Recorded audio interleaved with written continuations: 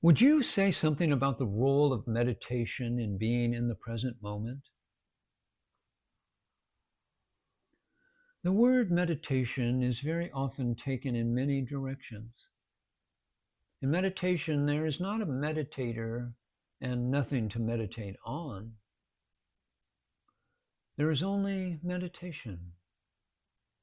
When there is something to meditate on, this object of meditation belongs to the mind. When you see this, that you always come back to what you know already, then there is a disappearing of a meditator and an object of meditation. And what is left is a current of love. Meditation is what is behind all activities. You will first discover it in the silence between two thoughts or two perceptions. You will discover it before going to sleep and before the body wakes up. These are moments of oneness. But this oneness has nothing to do with the presence or absence of activity. It is here from moment to moment. It is beyond the three states of waking, dreaming, and sleeping. It is. These three states are superimpositions on this current of being, which we all have in common. There is nothing special in it. If you do not approach meditation in this way, you create a new state. You make yourself silent and try perhaps to stop thoughts. You fix yourself inevitably somewhere, usually in the head, but that is not meditation. If you really want to sit in a meditation laboratory, I would say first let your body become an object of observation. Then you will discover all that happens in your body, tensions, resistance, and so on. There will come a moment when you will find in your body a current of energy, a kind of being silent everywhere. No more contours or borders, only emptiness. But you can only come to this emptiness when there is no more intention. In this observation, there must not be intention. And then you will see that what remains as an object body dissolves in your intention, your non-intention. And there is only beingness. That is meditation. Well, I meditate regularly, and it seems to have brought me a sense of presence, which is much stronger than all the data that used to go on. My question is that I am attached to this presence, this sense of expansion and quiet and clarity.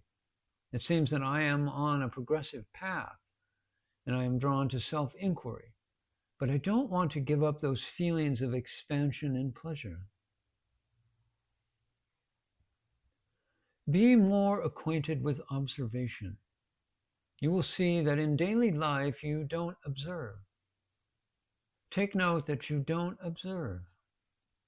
Don't try to observe because observing is your natural state. Observation is a certain function of your brain, but it will change quality and become alertness, awareness, consciousness. It expands. So the only way is to become more this observing in daily life, an observing which comes to no conclusions. Try for some time to see things without conclusion. What happens when you see things without conclusion? Well, you are completely open. You mean without likes or dislikes? Yes. In the presence I was talking about, likes and dislikes did not matter. Apparently, I have not answered your question. But when you look more deeply, it is the answer. Be completely open without conclusion. But feel yourself in this non-conclusion. Don't emphasize the object, but emphasize the inner state of non-conclusion. There must be no training. In training, you are fixed in a subject-object relationship. When you listen to your surroundings without any conclusion, you will see that you find yourself in a non-state where you will not go in and out. Your way of doing meditation can bring you to understand what is not. You can never understand what is, only what is not. Can we speak about the process of art? For I am an artist. What is the inner need to produce art? You must ask yourself this question. When you go deeply, you will see it as a form of offering. There is nobody to offer and nobody to offer to. There is only offering. And when you look deeper still, you will see it is a thanking for being allowed to be. How is that different from creating circumstances, as I was asking you earlier?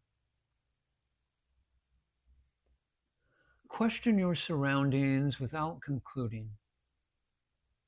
In the state of non-conclusion, you become intelligent and creative because there is no more memory.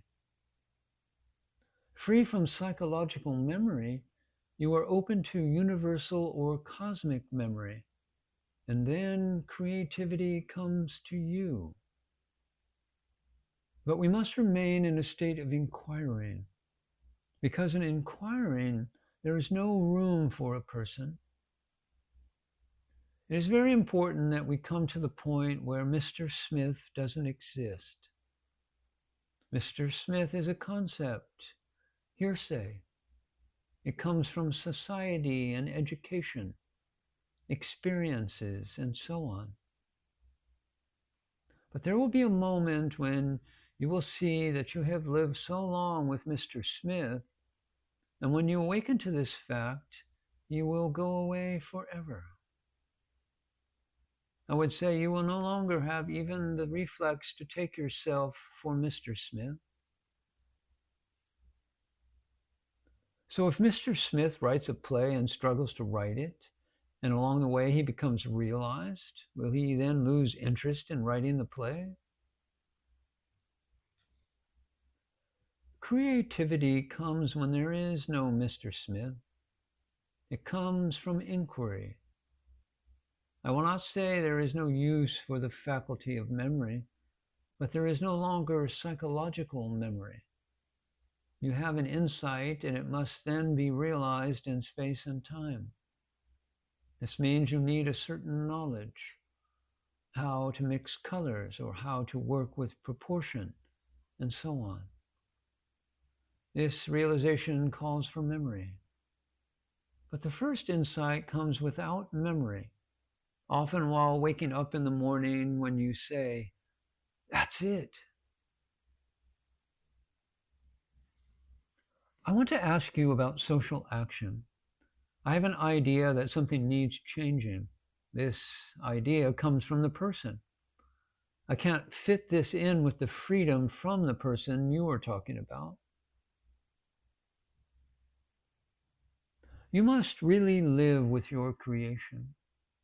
Don't be in a hurry to finish, to conclude. When you see the work of great painters, I am thinking of Braque. When one went to Braque's studio, all his paintings, which were half finished, were already hanging on the wall. He was living with them, just looking. And perhaps he saw them differently a month later. So it is important to live with the creation, especially on the level of what we call finishing a work, a poem. It is the I which pushes you to finish, because the I finds temporary security in conclusions. So don't let yourself be pushed.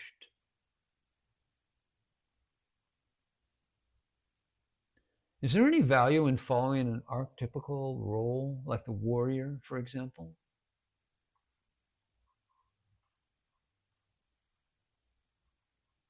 You must be sure it is the archetype, the real archetype. You can only live it when there is a total absence of yourself, an absence of the idea to be somebody. It is free from all representation.